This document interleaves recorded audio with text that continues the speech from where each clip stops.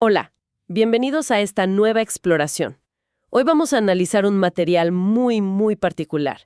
El Diario Oficial de la República Oriental del Uruguay. Tenemos la edición del 3 de septiembre de 2025. Exacto. Y bueno, tenemos acá extractos del índice, documentos oficiales, avisos legales, un montón de publicaciones. Es como obtener una instantánea, ¿no? Una radiografía de la actividad formal del país en un día cualquiera. Precisamente. Y nuestra misión hoy, digamos, es descifrar qué nos cuenta esta publicación sobre, las decisiones del gobierno, la actividad económica, los procedimientos legales Ajá. y esas notificaciones que juntas componen como el pulso diario de la nación, ¿viste? Es una vía interesante para entender cómo opera la maquinaria estatal. Y su relación con ciudadanos y empresas. Excelente planteo. Entonces, entremos de lleno a desglosar esta edición del Diario Oficial. A ver qué historia se esconde. Arranquemos con algunas decisiones que tienen un impacto directo, me parece, en la economía y la sociedad. Veo bastante movimiento en torno a la gestión de residuos y muy conectado con eso, la donación de alimentos. Así es. Se hace referencia a la Ley de Gestión Integral de Residuos, que es la número 19829 de 2019 ya, Ujú. y a un Plan Nacional de 2021. Ambos ponen el foco en minimizar el desperdicio de alimentos, un tema cada vez más relevante, ¿no? Totalmente. El Ministerio de Ambiente, de hecho, ha creado una estrategia nacional y hasta un comité técnico para abordar esto. Y lo que resulta revelador, digamos, son los requisitos específicos para quienes quieran donar alimentos bajo una ley más reciente, la número 20.177 de 2023. O sea, no se trata simplemente de un acto voluntario, ¿eh? Hay condiciones bien claras. ¿Qué tipo de condiciones? Suena a que se busca asegurar, no sé, la calidad, la trazabilidad de esos alimentos. Exactamente. Por ahí va. Primero, los donantes deben estar inscritos en el RUC, el Registro Único Tributario de la DGI, la Dirección General Impositiva. Ajá. Y deben tener registradas actividades relacionadas con alimentos, producción, venta, distribución, lo que sea. Segundo, y esto es fundamental, necesitan tener habilitaciones bromatológicas vigentes, o sea, los permisos sanitarios que garantizan el manejo seguro. Claro, indispensable. Y tercero, deben haber firmado un convenio de colaboración con alguna entidad registrada específicamente para intermediar estas donaciones. ¿Cómo pueden ser bancos de alimentos, ONGs? Justamente, ese tipo de entidades autorizadas. Entendido. O sea que, más allá de la buena intención que seguro está, se establece un marco regulatorio bastante robusto para que la donación sea segura, formal y que llegue bien, ¿no? Tal cual. Tiene mucho sentido. Bien. ¿Qué más encontramos en el ámbito económico? Había menciones a beneficios en zonas de frontera. Correcto. Se detalla una exoneración de aportes patronales jubilatorios.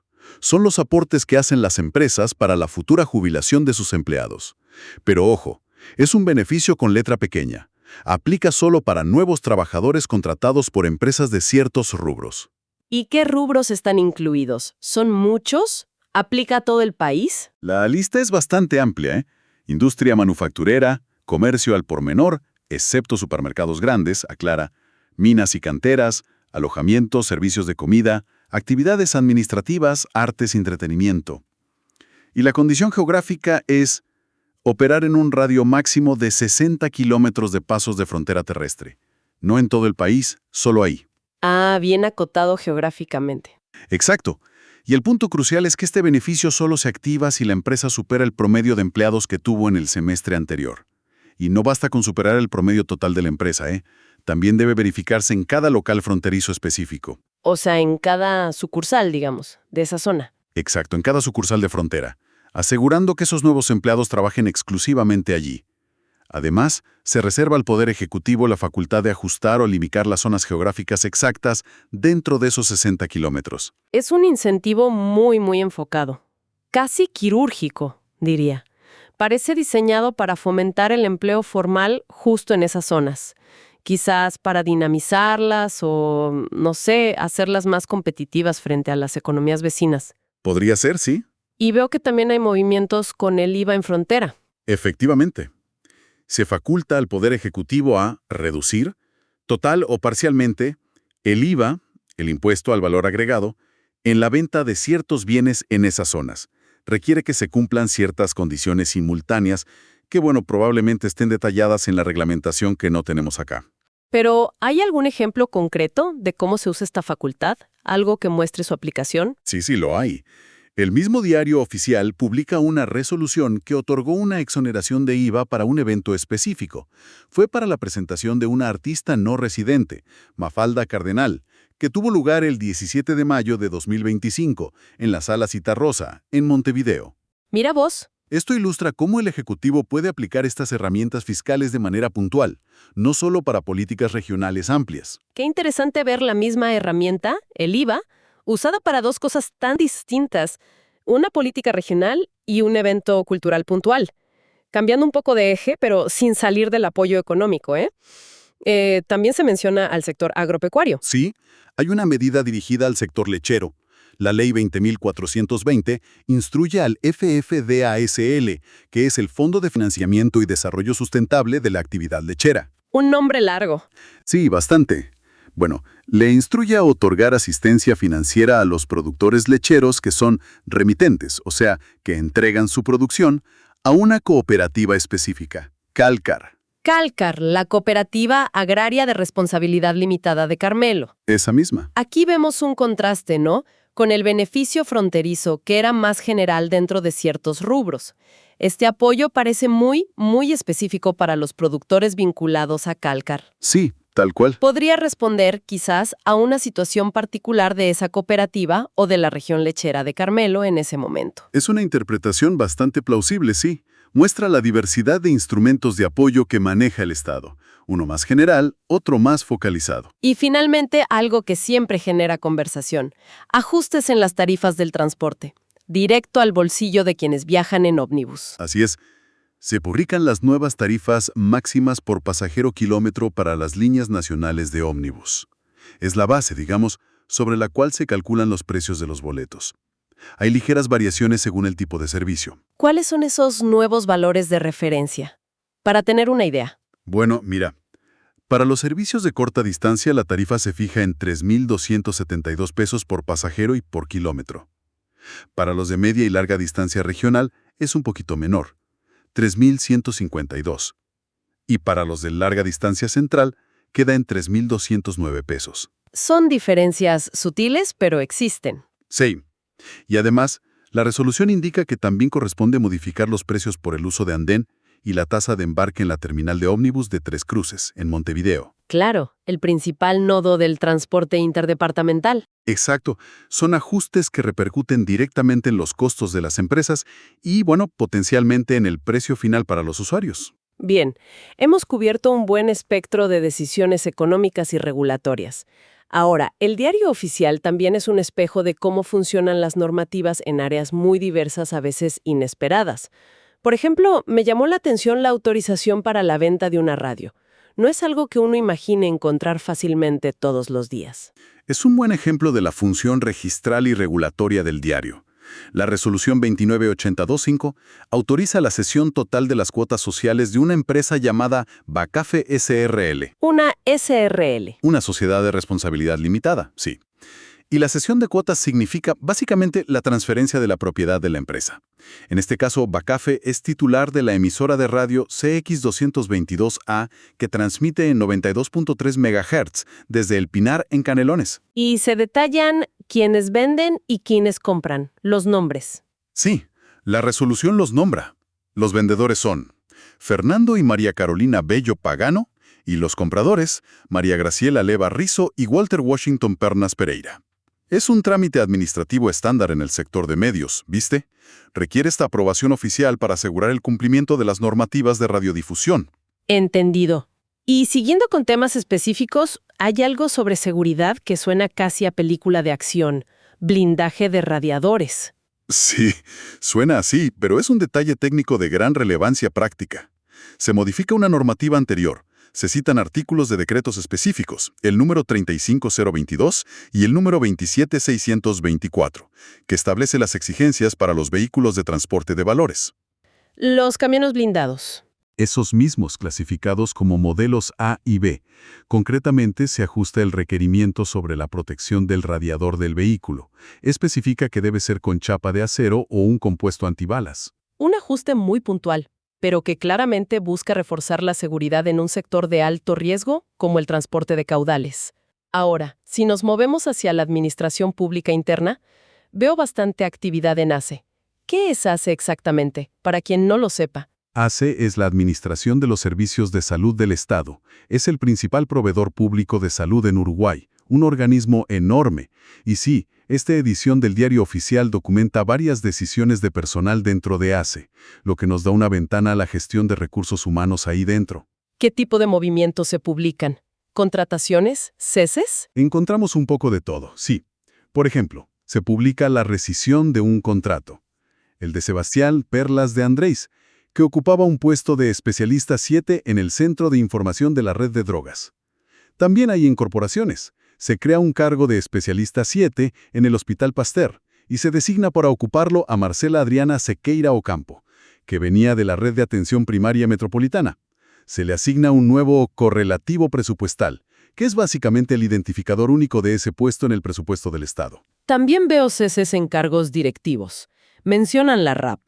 ¿Qué es la RAP? La RAP es la Red de Atención Primaria. Es la estructura de ACE que gestiona los servicios de salud de primer nivel, policlínicas, médicos de familia, en cada departamento. Y acá se publica el cese de Gaby Ramos Almeida como directora de la RAP de Artigas. La resolución indica que pasa a desempeñar las funciones de su cargo presupuestal original. Vuelve a su cargo de base, digamos. Algo así. Y casi en simultáneo, fíjate, se modifica el vínculo contractual de Verónica Silva, quien es designada como nueva directora de esa misma RAP de Artigas. Se la contrata bajo un régimen legal específico, mencionan el artículo 600 de la Ley número 19.355, que permite este tipo de designaciones para cargos de dirección. Y hay más reasignaciones, y con justificaciones que llaman la atención, ¿no? Sí, hay un caso donde se cesa a Silvia de Borba en las funciones que estaba cumpliendo, no se detallan cuáles, y se le asigna un nuevo destino. La resolución se toma el trabajo de aclarar que esta decisión no implica un desmérito de sus condiciones y que se basa en las facultades discrecionales que tiene la Administración para organizar sus servicios. Facultades discrecionales. Sí, lo subrayan. Y algo muy similar ocurre con la escribana Susana Sierra del Ciopo. Se la cesa como subdirectora de Desarrollo Humano y pasa a cumplir funciones de su cargo presupuestal de base, en la división notarial de ACE. Y aquí la resolución es aún más explícita. Recalca que las encargaturas, jefaturas y direcciones son funciones esencialmente precarias, transitorias y revocables. Precarias, transitorias y irrevocables. Tal cual, y que no generan un derecho adquirido al cargo. Es muy revelador cómo se enfatiza esa discrecionalidad administrativa y la naturaleza, digamos, no permanente de ciertos cargos de confianza o dirección. El Diario Oficial no solo registra la decisión, sino que también comunica y refuerza la base legal y la filosofía de gestión detrás de estos movimientos en una entidad tan compleja como ACE. Exactamente. Es parte de su función también. Bueno, dejamos atrás la administración interna y entramos a una sección que es voluminosa: los avisos y notificaciones públicas. Hay páginas y páginas dedicadas a multas de tránsito. Parece que el sistema de fiscalización estuvo bastante activo ese día, ¿eh? Efectivamente. Hay dos notificaciones particularmente extensas, identificadas con los números 3751-025 y 3752-025. Contienen largas listas de matrículas de vehículos. La primera notifica una contravención al artículo 9 del texto ordenado del SUSIVE. El SUSIVE. El Sistema Único de Cobro de Ingresos Vehiculares, para la patente. Ese mismo. Esta infracción específica implica una multa del 25% del valor anual de la patente. Y se otorgan 10 días hábiles para presentar descargos, o sea, argumentos en contra de la multa. Bien. ¿Y la otra notificación? La segunda, la 3.752, es aún más larga. Detalla contravenciones a diversas normas de tránsito. Fueron detectadas por distintas intendencias departamentales, como la de Maldonado, identificada como IDM, y también por Sistemas de Fiscalización de Montevideo, CGM, SFT, SA. Ajá. Cada una de estas implica multas específicas según la infracción cometida. ¿Y qué tipo de infracciones predominan? Viendo por encima, parece haber una gran diversidad. Sí, el abanico es muy amplio. Se registran muchos excesos de velocidad, clasificados por rangos. Superar el límite hasta en 20 kilómetros por hora, entre 21 y 30, e incluso entre 31 kilómetros por hora y el doble del límite permitido. El doble. Sí, sí. También figura frecuentemente el no respetar señales luminosas, como cruzar semáforos en rojo. El estacionamiento indebido es otro clásico. No pagar la tarifa, tener el ticket vencido o estacionar en lugares prohibidos o reservados. Lo típico, digamos. Lo típico, pero en volumen. Otras infracciones comunes que aparecen. Circular con la placa matrícula deteriorada o ilegible o directamente sin ella. Ujú. Conducir sin licencia, con licencia vencida o de una categoría que no corresponde al vehículo. Conductor o acompañante de moto sin casco. E incluso no acatar las indicaciones de los inspectores de tránsito. Cada registro incluye la matrícula, fecha, hora, lugar exacto y el código del artículo infringido. Es casi como leer una crónica diaria de las infracciones viales a nivel nacional. Un volumen impresionante realmente. Cambiando al ámbito judicial, el Poder Judicial también tiene una presencia importante en el diario. Indudablemente. El Poder Judicial publica diversos tipos de edictos. Son avisos oficiales fundamentales para dar publicidad y validez a los procesos legales. Por un lado, están los anuncios de apertura de sucesiones. Son los procesos para determinar herederos y distribuir los bienes de alguien que falleció. Veo varios nombres listados. María del Carmen Gómez Doval, Eduardo José Manginelli Bio Ginelli Biorca, Blanca Elida Pertegnaza Arrieta. Exacto. En estos edictos se cita a los posibles herederos, a los acreedores del fallecido y a cualquier otra persona que pueda tener interés. Se les da un plazo, usualmente 30 días, para que se presenten en el juzgado a hacer valer sus derechos. Algunos de estos avisos, como bien señalas, indican que tienen exoneración de costo, probablemente por la Ley número 18078, que prevé gratuidad para ciertos trámites de personas de bajos recursos. Entiendo. Luego están los edictos de emplazamiento. Se usan para citar formalmente a una persona a comparecer en un juicio determinado. Se publica el aviso con el apercibimiento, la advertencia, de que si la persona no se presenta en el plazo, se le nombrará un defensor de oficio, un abogado público. Para que la represente. Exacto. Vemos ejemplos como una citación a Marcelo Paladino Irigoyen en un caso de ratificación de tenencia de un menor, o a Eduardo Enrique Canal en un juicio por pensión alimenticia. Y hay un caso que describen con mucho detalle, sobre prescripción adquisitiva. ¿Qué significa eso exactamente? La prescripción adquisitiva, que también se conoce como usucapión, es un modo legal de adquirir la propiedad de un bien, generalmente un inmueble, por haberlo poseído durante mucho tiempo, cumpliendo ciertos requisitos, aunque no se tenga el título original. Ah, como regularizar una posesión de años. Algo así. El edicto detalla el caso de Eduardo Curbelo Montiel y María Alicia Aberame Sánchez. Buscan adquirir por esta vía el padrón número 50.330, un inmueble en Montevideo en Camino Ariel, esquina Cafari. El edicto cita no solo al último titular registral que figura en los papeles, una sociedad llamada Samantis S.A., sino también a cualquier otro posible interesado y a los propietarios de los terrenos vecinos, los linderos. Claro, a los vecinos también. Sí, menciona hasta los números de padrón de los vecinos. Les da un plazo largo, 90 días, para presentarse. Además, incluye una descripción muy precisa del inmueble, basada en un plano de mensura reciente, hecho por un agrimensor. Entiendo, es un proceso para formalizar una situación de hecho, digamos. También veo solicitudes de rectificación de partida. Sí, es otro trámite común que requiere publicidad. En este caso, se publica la solicitud para corregir la partida de nacimiento de Sandra Andrea Pardo Suárez. Aparentemente fue inscrita al nacer con el apellido Bardo, con B, en lugar de Pardo con P. Son correcciones necesarias para evitar problemas futuros con documentos, trámites, etc. Queda claro que estos edictos son cruciales para garantizar el debido proceso, la transparencia en la justicia. Pero no solo hay avisos judiciales, también el mundo empresarial y profesional. Así es. Vemos movimientos en sociedades comerciales. Por ejemplo, sesiones de cuotas sociales en SRLs que, como dijimos, implican un cambio de dueños. Se publica la sesión en Mayra SRL, donde Julio y Mauro Rodríguez Otonelo transfieren su parte a Stephanie Gómez Piris y Agustina Traviso Gómez. Y otro caso en Centro Médico del Plata SRL, donde William Gau Ugalde cede sus cuotas a Diana Fazulo Ugalde. También hay convocatorias a asambleas. Correcto. La CATIDU, que es la Cámara Autotransporte Terrestre Internacional del Uruguay, convoca a sus socios a la Asamblea General Ordinaria. El aviso incluye el orden del día detallado, aprobación del acta anterior, lectura de la memoria, el informe de gestión, consideración del balance, informe de la Comisión Fiscal, presupuesto, varios. Lo estándar para una asociación. Exacto, procedimientos formales para el funcionamiento de asociaciones y cámaras empresariales.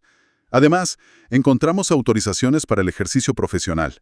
La Suprema Corte de Justicia publica la resolución que autoriza a María Inés Alonso Acosta a ejercer como escribano público en todo el país. Y hasta nos topamos con avisos relacionados con la minería. Parece que el diario cubre realmente todo. Sí. La Dirección Nacional de Minería y Geología publica un edicto sobre una solicitud de una empresa llamada Rodrigo Filio SAS. Esta empresa pide un permiso de prospección, o sea, una autorización para explorar un área buscando minerales. En este caso buscan hierro en ciertos padrones runales específicos de ribera. El edicto cumple la función de dar vista, de notificar a los propietarios de esos terrenos, dándoles 10 días hábiles para presentar objeciones si las tienen. Y para cerrar esta sección, que fue muy densa, no podemos ignorar esas enormes listas de nombres y números de cédula de identidad que ocupan varias páginas. ¿Qué son? Es verdad, hay páginas enteras con columnas y columnas de nombres y cédulas de identidad. Si recordamos el índice que vimos al principio, mencionaba una separata o anexo con el padrón de las elecciones universitarias de 2025. Ah, puede ser eso. Es muy probable que estas largas listas correspondan a ese padrón electoral universitario o quizás a otros registros públicos que requieren publicación oficial por ley. Aunque es imposible analizar nombres individuales, su presencia masiva subraya otra función vital del diario oficial, ser el vehículo para la publicación formal de información de interés público general, incluyendo estos registros que son fundamentales para la vida cívica. Es realmente fascinante cómo una publicación que, a primera vista puede parecer árida, burocrática. El diario oficial se revela como un mosaico increíblemente rico, muy detallado de la vida de un país en un solo día, ¿no? Totalmente de acuerdo. En esta única edición hemos visto desde decisiones con alcance estratégico como las políticas de gestión de residuos o los incentivos económicos en frontera, hasta la minucia más cotidiana, como una multa por mal estacionamiento o ese ajuste técnico en el blindaje de un camión de valores. Es verdad. Hemos pasado por la transferencia de propiedad de una radio, los movimientos de personal en salud con sus justificaciones administrativas y la formalidad indispensable para procesos tan diversos como iniciar una sucesión, reclamar una propiedad por prescripción o simplemente corregir un apellido en una partida. Funciona como el registro formal y público de esa interacción constante y compleja entre el Estado, las empresas y la ciudadanía. Nos ofrece una perspectiva única, ¿verdad? Es casi como tener acceso por un instante al panel de control del país y ver qué botones están apretando, qué palancas se mueven. Exacto. Y quizás, para seguir reflexionando, ¿no?